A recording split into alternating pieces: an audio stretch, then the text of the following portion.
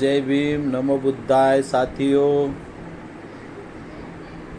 14 April 2025 ही doctor Babasaheb Ambedkar यांची 134वी जयंती मोठ्या उत्साहामध्ये संपूर्ण भारतामध्ये आणि जगातील 190 देशांमध्ये साजरी होणार आहे। त्यांच्या या जयंतीनिमित्त त्यांना विनम्र अभिवादन करताना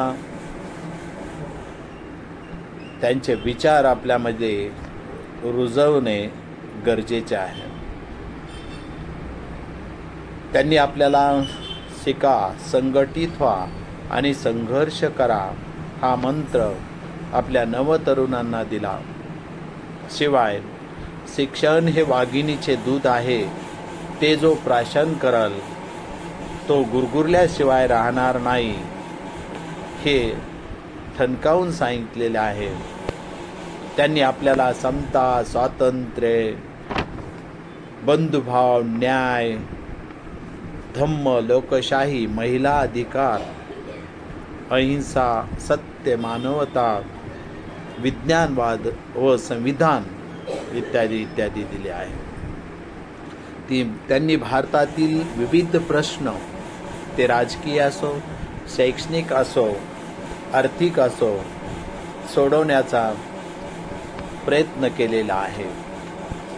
त्यांच्या या गुणवत्तेमुळेच त्यांना स्वातंत्र्यानंतर भारतीय संविधान निर्मितीमध्ये मसुदा समितीचे अध्यक्ष बनवण्यात आले आणि त्यांच्या अध्यक्षतेखाली सर्वात मोठे संविधानाची निर्मिती झाली। त्यांनी भारतातील विविध राजकीय प्रश्न सोडवण्याचे प्रयत्न केले। त्यांची जलनीती आजही आपल्याला मार्गदर्शक ठरत आहे। त्यांच्या जलनीतीमुळेच कित्येक पाणी समुद्रामध्ये न जाता प्रत्येक ठिकाणी अडवले गेले आणि हजारो हेक्टर जमीन ओलिताखाली आलेली आहे।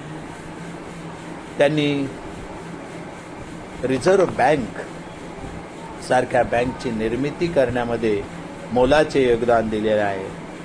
त्यांनी सामाजिक विषमतेविरुद्ध लढा दिला।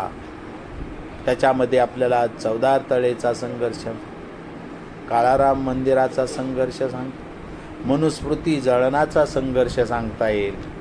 अशा दलितांच्या हक्कासाठी त्यांनी काम केले।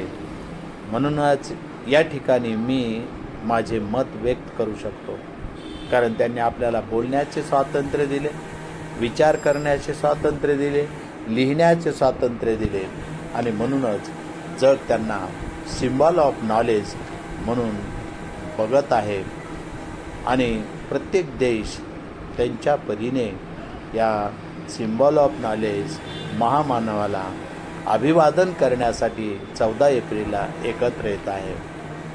माझ्या वतीने आणि कुटुंबियाच्या वतीनं डॉक्टर बाबासाहेब आंबेडकरांना विनम्र अभिवादन।